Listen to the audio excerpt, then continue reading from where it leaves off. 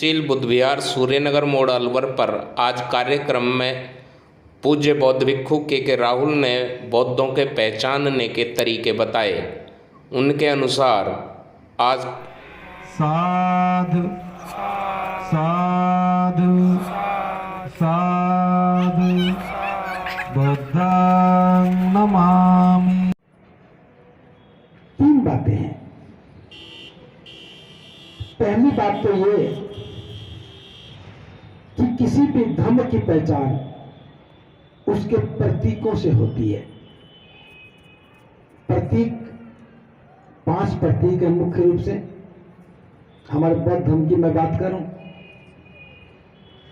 हमारे घर में अगर बुद्ध की तस्वीर है तो समझिए कि आप बौद्ध हैं, क्योंकि जो हमारे शास्त्रा हैं, शास्त्रा का मतलब होता है मार्गदर्शक, जो हमारे शास्त्रा हैं जिनका हम अनुसरण कर रहे हैं, अगर उनकी तस्वीर हमारे घर में नहीं हो तो थोड़ा संदेह होता है। दूसरी बात, जो तथागत ने देशनाएं दी, उन देशनाओं को एक सूत्र में पिरो करके बाबा साहब डॉक्टर अम्बेडकर ने बौद्धों के लिए एक धम्म ग्रंथ दिया जिसका नाम है बुद्ध और उनका धम्म। हमारे घर में वो भी होना चाहिए। तीसरी पहचान है कि जिस बोधि वृक्ष के नीचे बैठ करके सिद्धार्थ बुद्ध बने, उस पीपल के वृक्ष के नीचे बैठ करके जहां सिद्धार्थ बुद्ध बने, एक प्रतीक के रूप में पीपल के पत्ते की आकृति हमारे घर में होनी चाहिए। चौथी पहचान है 24 तीली वाला धम्मचक्र। 24 तीली वाला धम्मचक्र भी घर में होना चाहिए, चाहे वो दरवाजे पर हो चाहे दीवार पर हो। और 5वीं पहचान है पंचशील का ध्वज हमारे घर में होना चाहिए, चाहे वो छत पर लगा हो चाहे वो अंदर लगा हो। एक बौद्ध परिवार के लिए जरूरी है कि उसके पास ये 5 प्रतीक होने चाहिए। बुद्ध की प्रतिमा, तस्वीर हो, धम्म ग्रंथ, पीपल का पत्ता, धम्मचक्र और 5वां पंचशील का ध्वज। ये 5 चीजें हमारे घर में हैं तो हमारे घर की पहचान बौद्ध धर्म के अनुसार होगी। अब इस पहचान में घर के अंदर रहने वाले लोगों की पहचान भी शामिल होती है।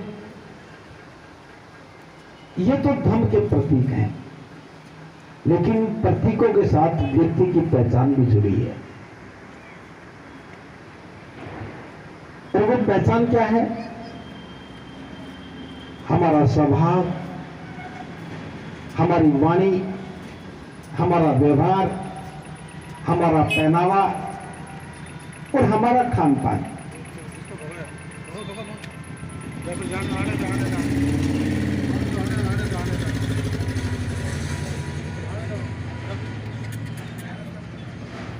अगर हम लोग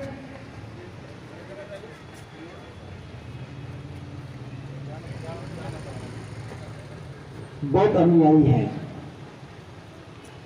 तब निश्चित रूप से हमारा पहनावा भी बौद्धों का होना चाहिए। चाहे रोज कैसे भी कपड़े पहनो, जब पसंद हो वो पहनो, किसी भी रंग के पहनो, लेकिन जब हम किसी धर्म के उत्सव में जाएं, बुद्ध विहार में जाएं, धम्म देशना में जाएं, तो श्वेत वस्त्र पहन करके आए। रास्ते में चलते हुए जो भी देखेगा कहेगा ये जरूर बौद्ध लोग होंगे।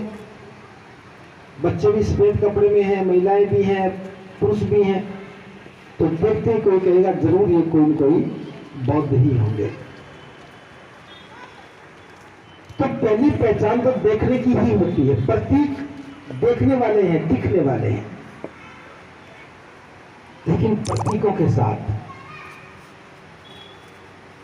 हमारी वाणी, हमारा व्यवहार और स्वभाव भी बदलना चाहिए। ये बात मैं इसलिए कह रहा हूं, बौद्ध धर्म का अर्थ ही है कि व्यक्ति का रूपांतरित हो जाना। बौद्ध धर्म का अर्थ ही है कि व्यक्ति का रूपांतरित हो जाना। धर्म की शरण में आए तो सबसे पहले क्या बदलता है? बुद्ध शांति के प्रतीक हैं, बुद्ध करुणा और मैत्री के सागर हैं। जब हम बुद्ध की शरण में गए, शांति के और करुणा मैत्री के अथाह समुद्र में जब हम पहुंचे, तो उसका प्रभाव क्या हमारे जीवन पर नहीं पड़ना चाहिए?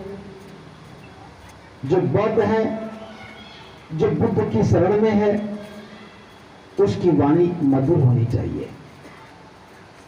कटुता तो लेश मात्र भी नहीं होनी चाहिए, क्रोध तो बिल्कुल नहीं होना चाहिए। और ये वाणी कब बदलती है? जब हम 5 शीलों का पालन करते हैं कि मैं प्राणी हिंसा नहीं करूंगा, दूसरे की वस्तु की चोरी नहीं करूंगा, दुराचार और व्याभिचार नहीं करूंगा, झूठ नहीं बोलूंगा, चुगली और निंदा नहीं करूंगा, और किसी प्रकार का नशा नहीं करूंगा। बुद्ध की शरण में जाते ही हम ये 5 ही संकल्प लेते हैं। अभी आपने याचना की, पाली भाषा में याचना की, और मैंने पाली भाषा में आपको शील दिए। यही 5 शील थे कि मैं प्राणी हिंसा नहीं करूंगा। और प्राणी हिंसा कब होती है? जब व्यक्ति क्रोध करता है। बुद्ध की शरण में आने के बाद हम अपने क्रोध पर विजय पाएं, हम अपने क्रोध पर नियंत्रण करें। और क्रोध पर नियंत्रण हो गया तो हिंसा नहीं होगी। इन्हीं 5 शीलों में किसी को कटु नहीं बोलना, किसी की चुगली नहीं करना, किसी की निंदा नहीं करना, किसी को बुरा नहीं कहना, ये वाणी का संयम है। जब हमारी वाणी किसी का बुरा नहीं करती, किसी को कटु नहीं बोलना हमने सीख लिया, तो वाणी विनम्र हो जाएगी, वाणी मधुर हो जाएगी। क्रोध आ नहीं रहा, वाणी विनम्र हो गई, तो स्वभाव कैसा होगा? स्वभाव सुंदर होगा। वाणी का सीधा संबंध स्वभाव से है। अगर आपने किसी व्यक्ति से मुलाकात करते समय कटुता में बोले, कटुता में कुछ भी कहा, तो निश्चित हो जाता है कि आपका स्वभाव अच्छा नहीं है। शुरू में बोले गए शब्द ही तय करते हैं कि आपके साथ कैसा व्यवहार किया जाना चाहिए। आपकी वाणी मधुर है तो व्यवहार सुंदर होगा, और वाणी कटु है, कटुता है, तो व्यवहार बुरा होगा। तो वाणी को ठीक करते ही हमारा स्वभाव बदलता है, और स्वभाव के बदलते ही हमारा व्यवहार बदल जाता है। बुद्ध की शरण में आते ही ये 3 परिवर्तन नजर आने चाहिए। 5 शीलों का पालन करने का अर्थ ही है कि हमारी वाणी, हमारा व्यवहार और हमारा स्वभाव बदल जाए। और ये तीनों चीज बदल जाती है तो हमारे व्यक्तित्व की एक पहचान बनती है। जो ही आपके अंदर विनम्रता का भाव आएगा, सुंदर स्वभाव बनेगा, अच्छा व्यवहार बनेगा, तो अपने आप ही स्वतः आपके मन में करुणा जगेगी, मैत्री का भाव पैदा होगा, परिजनों के प्रति दया की भावना पैदा होगी।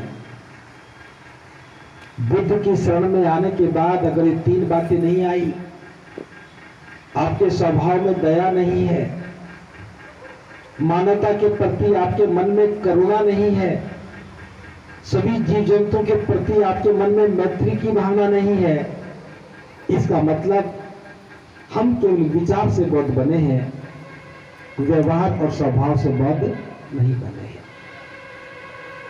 ये टेस्टिंग हमें करनी चाहिए। एक एक एक व्यक्ति की पहचान सुनिश्चित हो जाती है कि जब से वो व्यक्ति बुद्ध की शरण में गया है, उसका स्वभाव, उसकी वाणी, उसका व्यवहार सब बदल गया। वो परिवार जब से बुद्ध की शरण में गया है, उसके मन में करुणा है, वो कल्याण की भावना से काम करता है, सभी लोगों की सहायता करता है, स्वभाव बदल गया, व्यवहार बदल गया। तो जो 5 प्रतीकों के साथ हमारे व्यक्तित्व में जो प्रभाव आना चाहिए था, व्यक्तित्व जो बदलना चाहिए था, ये बहुत महत्वपूर्ण था। लेकिन मैं देख रहा हूं, पूरे देश का भ्रमण करके जो मैं देख रहा हूं, जो जो बौद्ध बने, अच्छी बात थी कि वो बौद्ध बने, लेकिन बौद्ध बनने के बाद अहंकार पैदा हो गया कि मैं तो बौद्ध हो गया। जब बौद्ध नहीं बने, उनके साथ व्यवहार ही कटुता का हो गया।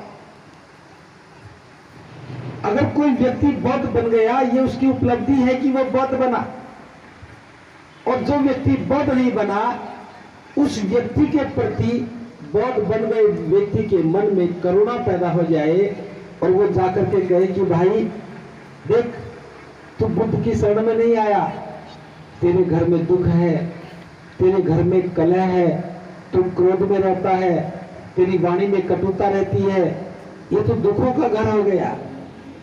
अगर मेरी तरह से सुख पाना है तो धर्म की शरण में आ जा। जब ये भाव आपके मन में आता तो क्या अहंकार होता? जिस व्यक्ति की समझ में नहीं आया वो बौद्ध नहीं बना। जब बौद्ध नहीं बना, इसका दोष नहीं है। जहां अंधेरा है वह दिखता कुछ नहीं, और जो व्यक्ति अंधेरे में है आप उसको कितना दोष दिए जाओ। आवश्यकता इस बात की थी कि उस व्यक्ति को एहसास हो जाए कि